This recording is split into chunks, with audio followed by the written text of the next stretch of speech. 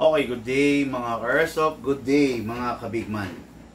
Big man, rolling tayo in 5, 4, 3, 2, 1.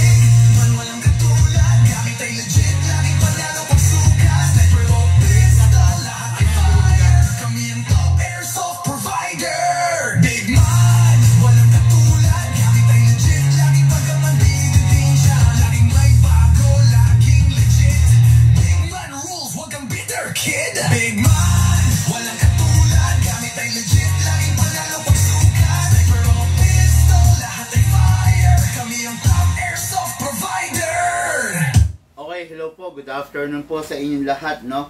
Ngayon po, meron na naman po tayong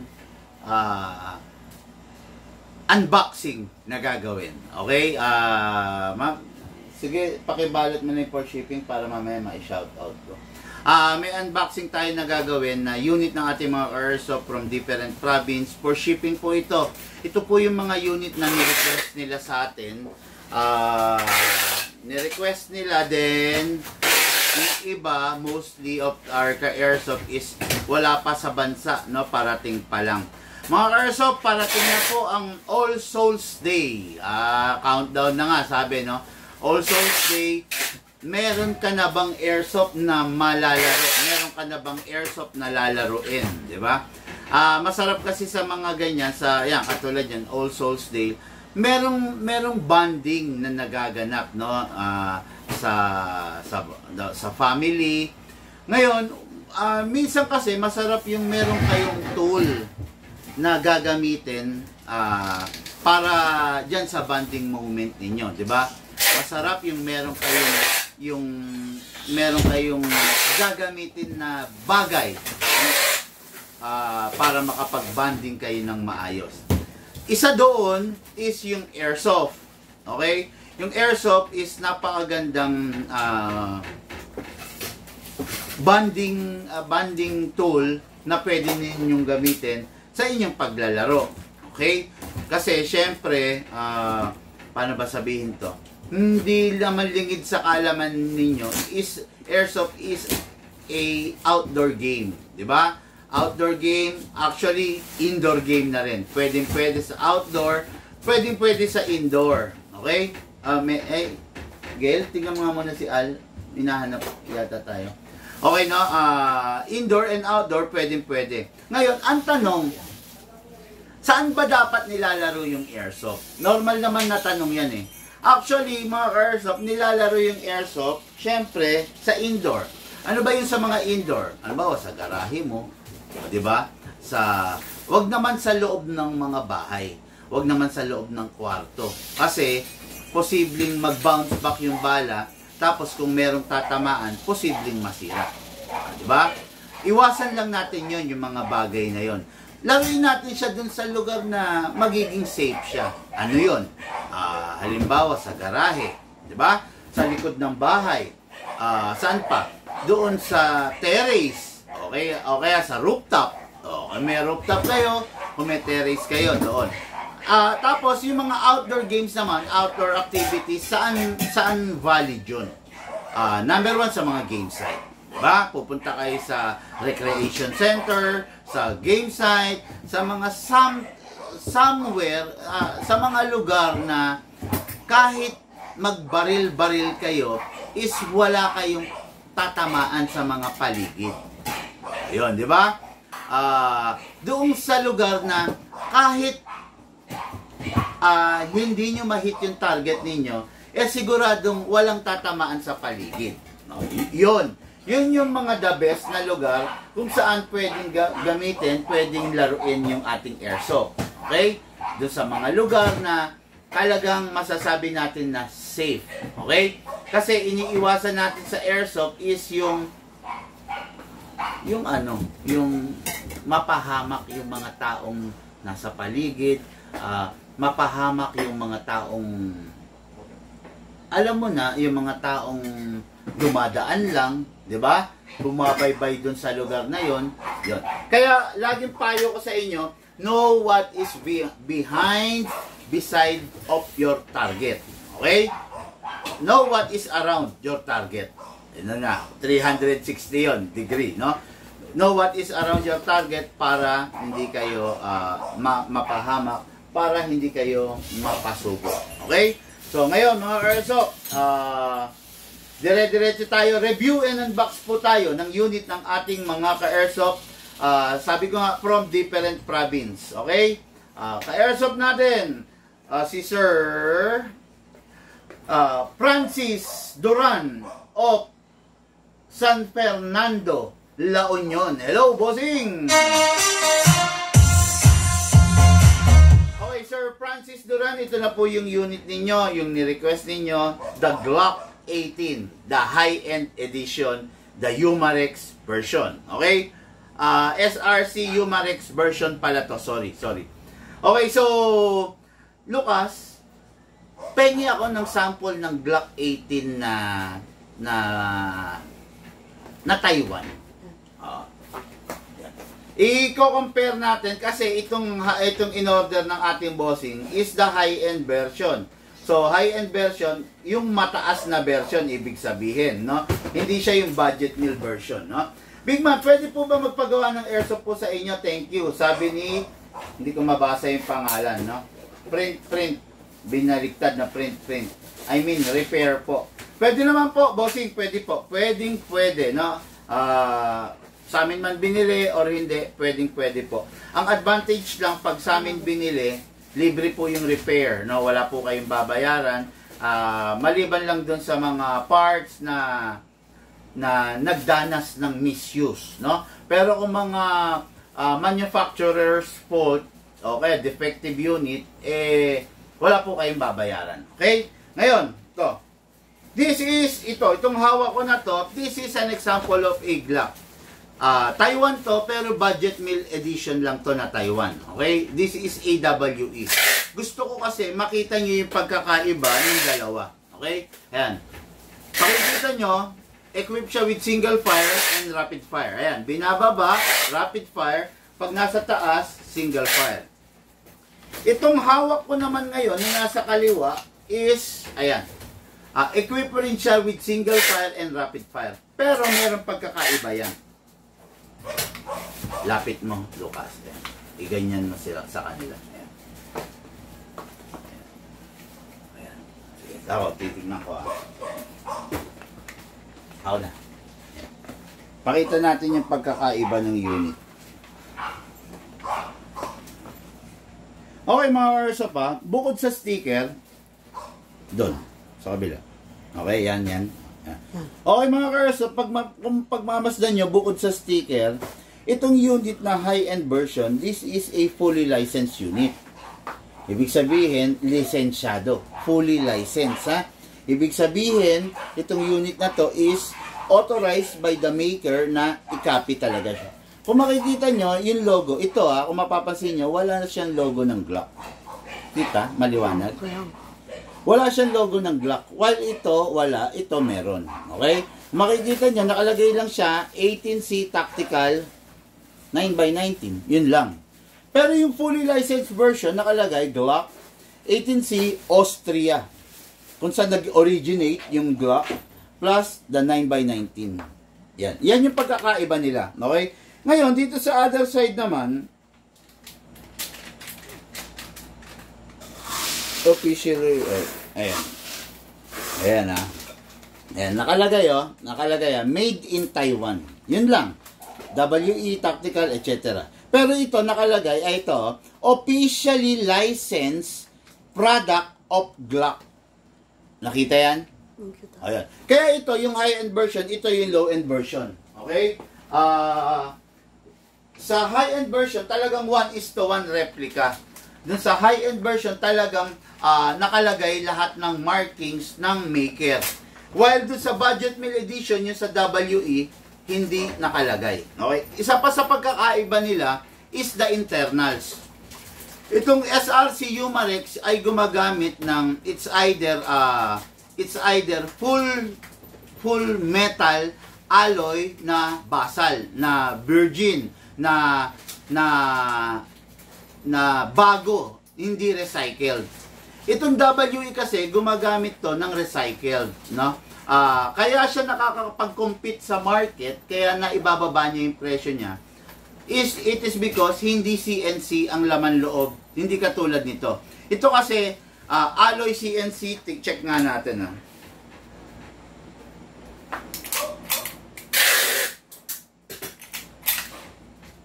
Okay, ito, yan, ito. Full steel CNC yung hammer assembly niya. Yung hammer assembly kasi niya is, yan ang nagdadanas ng matinding stress. Yan yung napepwersa. Full steel CNC. Okay? While the blowback housing na ginagamit is alloy. Alloy, ha? Alloy. Hindi recycled alloy. Pure alloy, basal alloy, virgin alloy. Virgin material. Okay? Yan ang ginagamit dito sa high-end category. Okay? Ngayon, dako tayo dun sa budget mill nga na sinasabi ko. Ayan. Kung mapapansin ninyo, itong hammer assembly niya is alloy din. Yun nga, sinasabi ko nga sa inyo, recycled alloy. As well as dito sa mismong blowback housing niya, alloy pa rin yan. Recycled alloy. Okay? Siyempre, iba-iba yung tindi, iba yung tibay, iba yung lakas, iba yung tigas ng recycled alloy over the virgin alloy, over doon sa original alloy na hindi pa ginagamit. Okay, di ba? Yun. Kaya nakakapag-compete ng mas mababa yung mga budget mill, it is because medyo yung quality ng materials na ginamit dun sa unit nila is hindi ganun ka-tough. Hindi katulad ng mga high-end edition. Okay? Tapos, ito pang unit na to, pina-upgrade na ng bossing natin. Ano yun? Pinalagay niya is long magazine. Ayan, makikita niyo yan. Long magazine, 50 rounder kung tawagin. Ganito ang itsura pag short, ganito ang itsura pag long. Napakaganda, di ba? Napakagwapo. Napakaganda pa nito kung lalagyan mo siya ng carbine kit, Ronnie kit. The best na the best tong unit na to. Okay? Okay, so ito yung unit natin kay Airsoft. Francis Duran, San Fernando, La Union. Okay, next unit natin. Next unit is yung unit ng ating kay Airsoft. Joel Cristobal of Bayambang, Pangasinan. Okay, ang unit niya is a budget mill 1911 classic unit. Okay, budget mill edition lang to mga Airsoft, mura lang to, pero still pwede na, no? Pag mga budget mill edition, medyo hindi nila kayang tumapat sa high end. Pero still pwede na. Ano yan, Gil? Papakainin niyo na sila. Ano sabi mo? Galing ka. Sadali lang kamo. Okay, no? Ito na. Budget mill edition. So, ibig sabihin, kung mapapansin ninyo, pakita mo. Since budget mill lang siya, wala siya mga markings, di ba? Walang nakalagay na 1911, walang nakalagay na brand, wala talaga. Kasi nga, budget mill edition lang siya. Siyempre, the more na maraming inilalagay dun sa baril, the more na tumataas ang mga presyo, di ba? The more na nagiging simple, the more na kaya niya makipag-compete sa market. Kumbaga, labor, siyempre, paglalagyan pa ng mga markings yan, magbabayad pa ng mga labor, di ba? Kaya ganun yun, okay? So, the budget mill edition, unit natin kay Airsoft, Joel Cristobal of Bayambang, Pangasinan.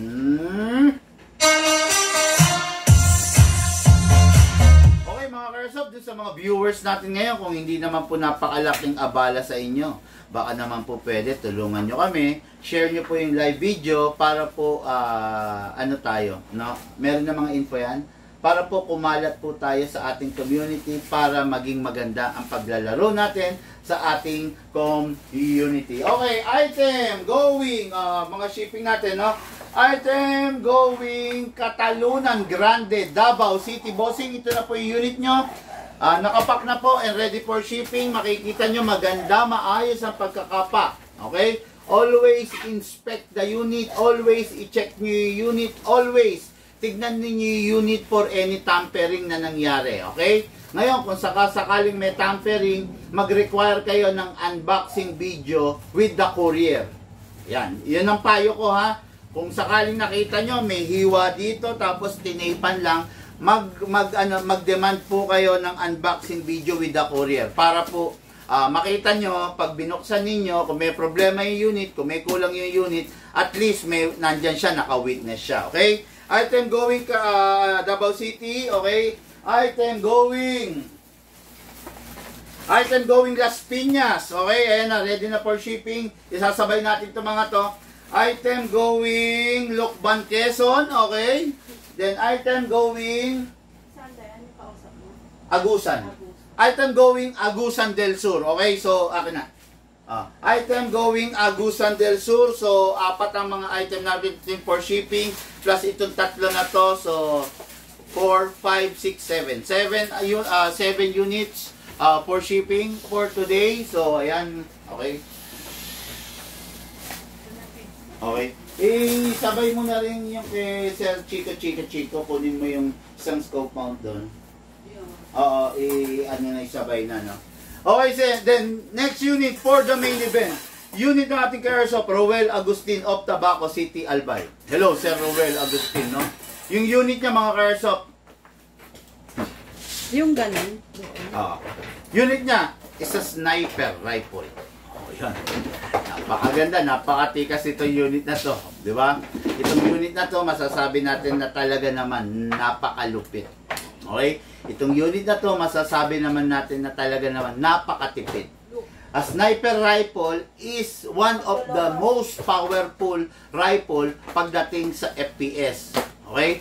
Powerful in terms of FPS kasi matindi talaga siya, malakas. Kasi ang sniper rifle, hindi siya gumagamit ng battery. Abot? Okay na. Okay. Ang sniper rifle, tumuloy? Hindi naman nag-off. Hindi nag-off. Ang sniper rifle, hindi siya gumagamit ng battery. Ang sniper rifle, hindi rin siya gumagamit ng gas. Ang sniper rifle, powered by a power spring. Okay? Kaya, less maintenance kasi spring lang, talagang full mechanical, sabi nga. Wala siyang spring, wala siyang battery, wala siyang gas na ginagamit. Ang ginagamit niya is power spring lang. Okay? Napakaganda, napakalupit, napakahaba. Yun nga lang ako suggest ko ha, pag ganito yung unit mo, gumamit ka na ng bipod para relax ang pagbuhat, no? Shoutout! Sabi ng ka-airsoft natin, Jonathan Marilla Micor. Shoutout, Sir Bigman from San Isidro, Nueva Ecija. Okay, Sir Jonathan. Shoutout po sa iyo. Hello po. Sana po, Sir, i-share mo itong live video natin, no? Hindi. Bubuksan natin. Alam mo yung setup? Si ate mo. Tawagin mo siya. Shoutout po sa iyo, bossing, sana kung hindi naman napakalaking abala sa iyo, share mo yung live video natin sa timeline mo, ha? Para kumalat tayo sa community ng Airsoft, dumami ang mga Airsoft enthusiast, Airsoft player na nakakaalam, no? Para pag biruin mo yung simpleng pag-share. Halimbawa, hindi mo alam, one of your many friends is one of your many friends is planning to buy an Airsoft. Tapos, ikaw mismo, dahil nakita nila, nag-share ka, napanood nila yung vlog natin, kutya, kumbaga, kita nila na, di ba? Alam mo ba yan? Marunong ka maglagay? Hindi, wag yan. Ako na lang, Shane, ako na lang, kasi mag-aalis pala ng nozzle spring yan eh. Ako na. Sige. No, makikita nila na nag-share ka, tapos napanood nila yung vlog natin. So, pag napanood nila yung vlog natin, matututunan nila, ay, ganun pala yung tama. Ay, ganun pala yung dapat. Nako, bawal pala yun. Nako, hindi pala dapat yun. O, di ba? Makikita nila, so pag nakita nila, magugulat sila. Maiko-correct nila yung tamang maling ginagawa nila. O, di ba? O, yun. Kaya ako, I'm asking you, baka pwede naman kung hindi naman po napakalaking abala sa inyo, kapalit ng aking pag-shoutout, sana i-share nyo po yung live video natin. Okay? Share nyo po siya para po dumami tayo sa ating community, dumami yung makaalam ng naglalaro ng airsoft, dumami yung matalinong naglalaro ng airsoft, at hindi sila mapapahamak sa paglalaro nila everyday. Good afternoon, sir. Have a good day. Nice sniper unit. Pareho ng unit ko. Okay. No? Langya talaga to si kaibigan natin na si Sir Polo Rodi. Grabe pagka humaling niya sa airsoft, no? Alam nyo ba, counterpart ko yan sa lugar ng Alaska, USA, no? Siya yung mga advisor natin regarding sa, halimbawa, may ni-launch na unit doon, nabili niya, then magsasabi siya ng mga some tips and inputs regarding doon sa certain unit, no? Natutuwa ako ng ganun eh. Tapos pag na-encounter natin dito yung unit natin, at least meron tayong konting, di ba, knowledge. Sasabihin niya kung ano yung parang simple yung feedback regarding those unit, no? Yun. Napakalaking bagay nun. And I appreciate that, sir, no? Okay, this is a sniper rifle. Napakatikas, napakatindi. Equipped na rin with a long scope. Bakit kailangan ng long scope? Ang sniper rifle pang malayuan. Ang long scope ang tutulong sa iyo para yung malayong target mapalapit sa iyo. Makita mo ng malapitan. Okay? So, mamaya na natin to i-review and unbox. Unit ng ating Airsoft Rowell Agustin of Tabaco City, Albay. Okay. Focus muna tayo. Tayo natin to. Focus muna tayo dito sa mga pistol. Okay? Diyan lang muna yan. Diyan lang muna. Okay, unahin natin yung budget meal. Joel Cristobal of Bayambang, Pangasinan. Classic. Walang ganong no nonsense. Sabi nga, no? Fix front, fix rear. Ikaw ang mag-a-adjust, hindi siya na-adjust. Ikaw mismo mag-a-adjust, ikaw ang papaling, ikaw ang, di ba, mag-a-ayos ng angle. Okay, hindi siya na-adjust eh. Ikaw ang makikisama, hindi siya, no? Tapos, wala siyang rail. For the upgrades, flashlight, laser, wala. Okay? Literal na 1911 na FPJ ang probinsya ng grip. Napakaganda. With a modern plastic grip, ABS plastic grip dito. Napakaganda pa rin ng itsura niya, no? Parang ano siya, dark gray gunmetal ang color nitong grip niya. Napakaganda. Budget meal siya, pero masasabi ko na medyo premium yung feel sa kanya. Ang ganda, no? Tapos, lahat ng classic, pagiging classic nandito, hindi ambidextrous yung safe. Okay, tapos ang hammer niya, classic din, ang trigger niya classic. Lahat classic, pero equipped siya with a beaver tail. Ang beaver tail kailangan mape-press mo para mag-fire. Sa pagkakataon na nabitawan mo yung beaver tail, hihinto siya. Sa pagkakataon na hindi mo nape-press yung beaver tail, hindi mo siya mapipindot, hindi mo siya mapa-fire. Okay? Classic unit, naka-upgrade, fan tuning, trigger job, hammer protection pad, naka-upgrade, pero hindi siya naka-fix barrel. Okay? This is a budget meal unit. Learn how to manage your expectations. Budget meal unit to, kung ipifix outer barrel natin, hindi na siya magiging budget meal. Tataas na yung presyo niya. So, pag tumaas na yung presyo niya, hindi na siya budget meal. Ba? Kaya siya budget meal kasi medyo limited lang yung upgrades na nandun sa unit. Okay? Ngayon, kuha tayo ng silicone oil. Kahit budget meal yung unit, kahit high-end, dapat maglagay ng silicone oil. Ha? Ba't di ka pa magpakal? Binigay ko na. Okay na. Okay. Yun na yun, ha? Yung kanin nila, yun na yun. Oo. Okay, then press the valve, then spray. Okay. Then dito rin sa ilalim, spray. Okay. By the way, lagi ko nakakalimutan. Magazine nito upgraded na. Okay? This is a Tokyo Marui spec. Ibig sabihin, yung mga pyesa niya pan Tokyo Marui. Same, compatible sa Tokyo Marui. Pati ang inlet valve niya.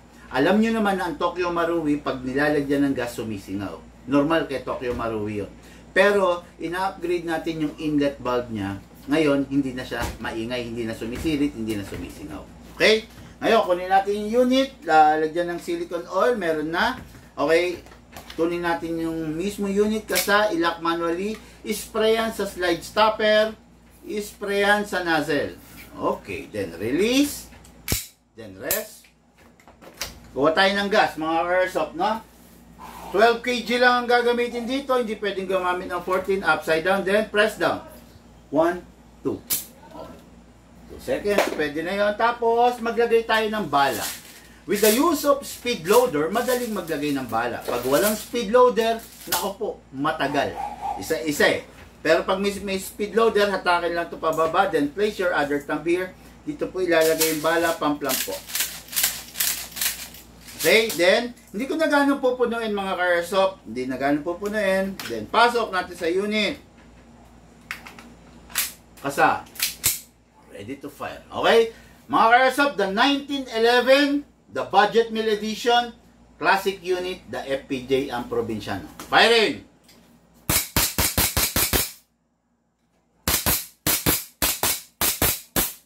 Open slide, mga ka-airsoft, kasi po, wala na po siyang bala. Indication na walang bala pag nag-open slide.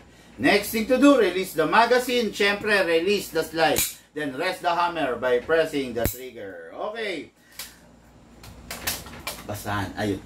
Pag yung unit, tatabi na, number 1, alisin ang bala, alisin ang gas, then, punasan yung unit. Alisin lahat ng excess oil para yung unit mo laging mukhang bago. Okay? Yan. Punas lang.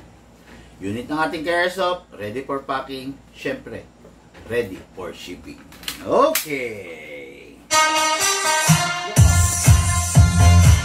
Okay, next unit natin. Next unit is the unit ng ating airsoft, Francis Duran of San Fernando, La Union. Ito nga yung sinasabi ko, the high-end version of the Glock 18. Equipped with single fire, equipped with rapid fire. Kunin natin yung unit. Okay.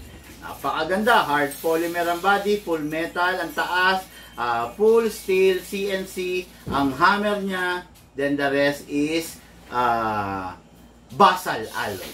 Okay? Number 1, kasa natin. Equipped to with single fire and rapid fire, Pero lagi magsisimula kayo, pag magpa-firing kayo, sisimulan nyo palagi sa single fire. Huwag kayong naka-rapid fire kagad. Masisira yung unit ninyo, mapapaaga. Single fire lang. Parang pag nagda-drive ka, primera muna, di ba? Primera. Okay, kasa natin.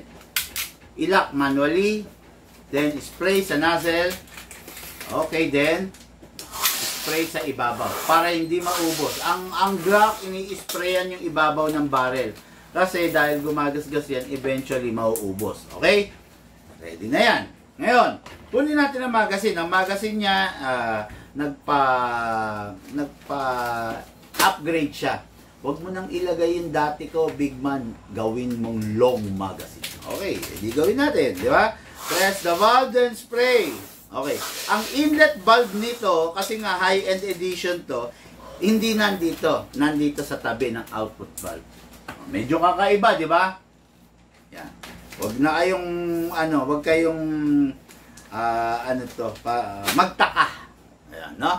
Okay, ngayon, kuha tayo ng gas. Since ito ay Umarex, so pwede natin siyang gamitan ng 14 kg, pwede rin ng 12 kg, pwede rin ng CO2. Okay? Pwedeng CO2. Lahat ng klase ng gas pwede rito. Kasi ang internals nito, magandang klase. Hindi katulad ng mga budget mill or China unit or budget mill Taiwan. Yun nga, gumagamit sila ng recycled alloy. Pero ito, ang gamit nito is full steel CNC alloy and full steel CNC steel. Okay? Ngayon, maglalagay tayo ng gas, upside down, then press down.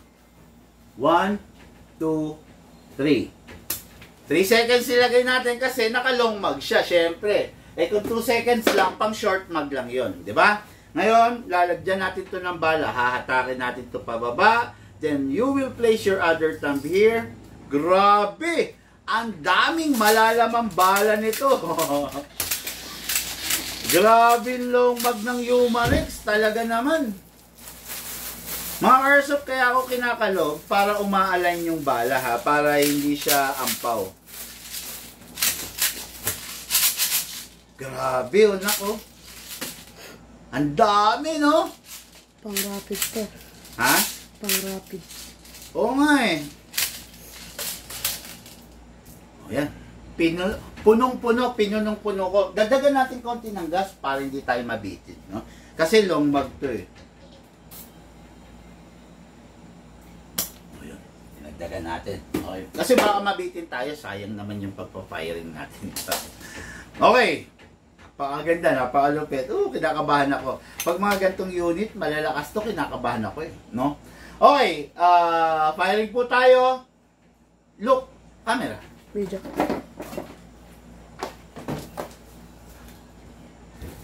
Sabi, Richard Ancheta Cabato. Good afternoon po from Tayog, Pangasinan. Hello, Sir Richard. Good afternoon po, Sir Richard.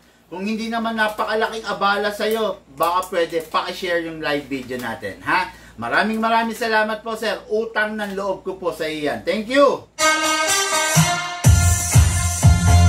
Sabi niyo kay Airsoft natin, Color Rodney, proud to have quality unit from you. Maraming salamat, bro. Maraming salamat din sa'yo, brother. Maraming salamat sa'yo, friend. Okay?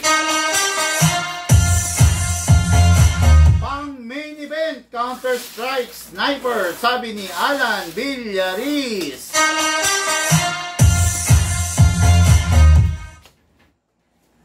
Okay. Okay mga Airsoft, this is the high-end version of the Glock 18 equipped with single fire and rapid fire, the Humarex. Pasok. Pasa. Ready to fire. Single fire.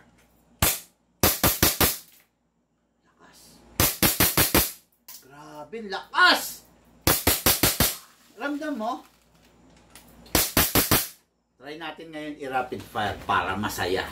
Rapid fire!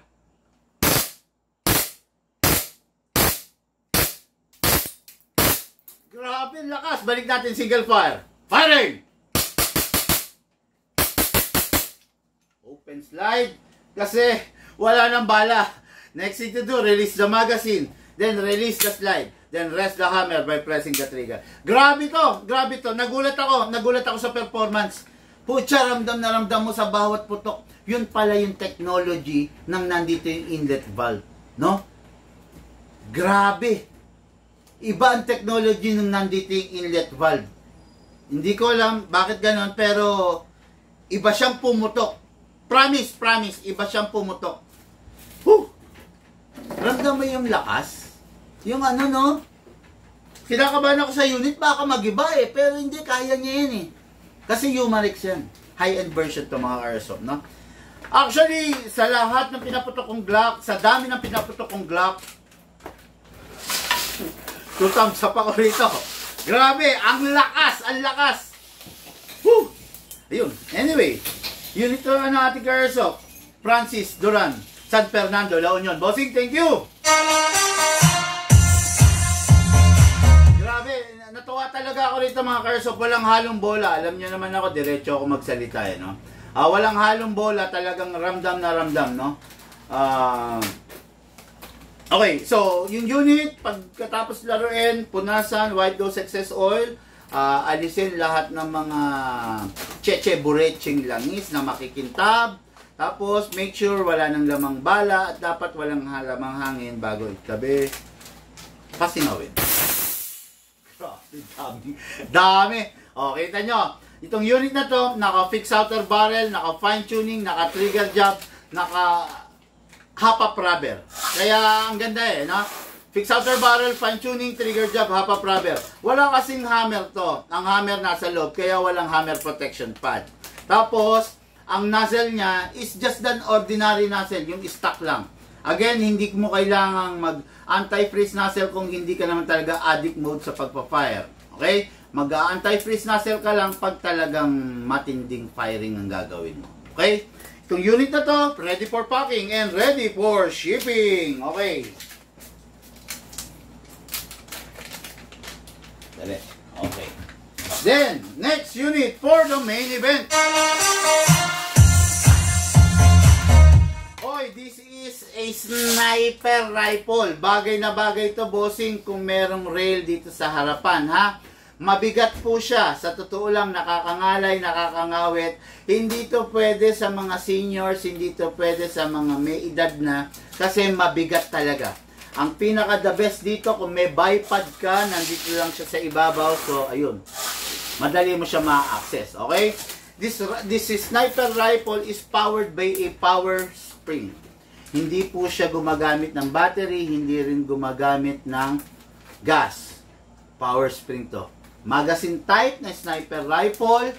Ano pa ba? Hard polymer ang body, pero full metal siya. Yung laman loob niya, no? Ngayon, mga Carsoft, napakabigat niya. Talaga, promise ha. Siguro tumitimbang to ng 3 hanggang 4 na kilo. Diba? Then, what is good and special about this? Ito. Importante ito. Kasi hindi lang siya ordinary buttstock na naka-fix. Chin rest to, no? May i-adjust mo para maging komportable ka pag iniliyad mo na yung ulo mo dahil sumisipat ka. Ayan, ganyan yan. Okay? Yan. Yan. Okay? Dito, chin rest. Pwede mong itaas to kung medyo mahaba ang leg mo. Pwede mo rin ibaba. O, kung saan ka komportable. Ako hindi ko na i-adjust. Okay? Ngayon, alisin natin ang magazine. Ang magazine niya nandito. Yun. Okay, this magazine is a 35 rounds magazine.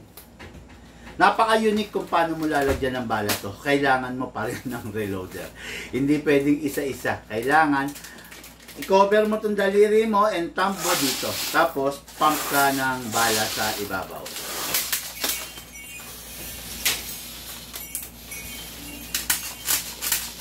Ayun. Madali lang naman. Madali lang siya, no? Ayan. Ayan. Hindi ko na gano'ng pupunuin kasi test fire lang naman. Okay? Ngayon, itong unit na to, kailangan to may silicone oil. Number 1, saan may i-sprayan? Dito sa ilalim. Okay? Yan, dito sa ilalim. Para mabasa lang siya ng oil. Tapos, dito. Okay, ito. Itong cylinder, sprayan. Yun. Tapos, ibababa mo siya. Tataas mo to. Baba, hatak. Then spray. Okay. Then, balik.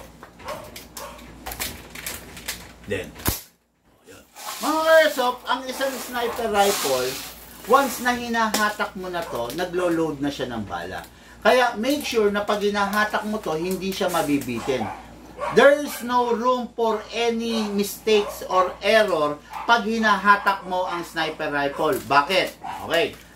Pag hinatak mo na to, ilo-load niya na yung bala. Ngayon, kung hindi mo siya maisasagad, niload niya yung bala, hindi mo pa na totally hatak, hindi siya puputok. So, ang mangyayari, kakasaka ulit, lo-load na naman siya. Magdodoble yung bala hanggang sa tumukod, hanggang sa magbara. Iwasan natin yon, okay? Iwasan natin yon na tumukod, iwasan natin. Kung mahina ang grip mo, ang mahina ang kamay mo, huwag ka maging sniper rifle.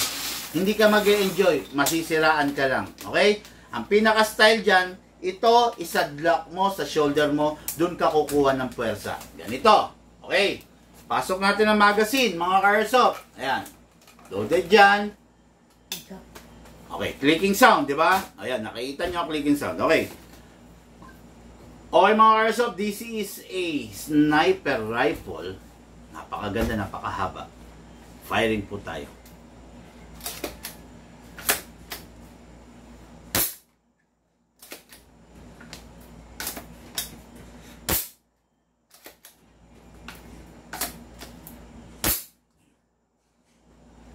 Okay. Nakita nyo mga Airsoft, medyo hirap ako, no? Ngayon, kailangan dito ka kumukuha ng puwersa, nakasadlock siya sa shoulder mo. Once na pag hinatak mo to, nakalock siya. Hindi pwedeng hinatak mo tapos mapapaganon ka. Hindi pwede, no? Medyo mahirap talaga siya dahil malakas ang spring nito. Upgraded to eh. Nasa 550 FPS to eh. Kung ang gagamit nito mga bata, mahirap. Kailangan matindi ang puwersa mo rito, okay? Matindi, pero hindi ibig sabihin sirain mo. O, taas mo, hatak. Solid. Balik mo. Yun. Kailangan bumaba ito eh. Firing. Okay? Ito, may safe siya rito. Pag naka-safe, hindi mo siya mapindot. Okay? Firing. Isa pa, ha?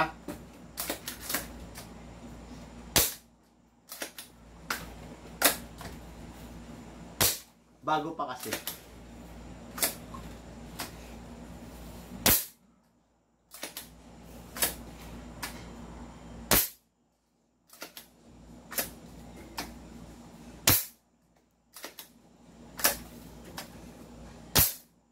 Grabe, ang daming bala.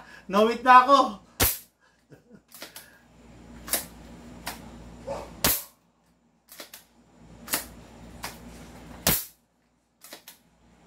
Lakas, nayuyupi. Oh.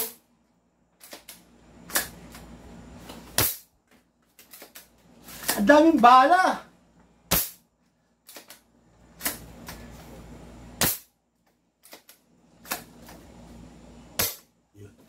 Wala na. Grabe. Nangalay yung kamay ko.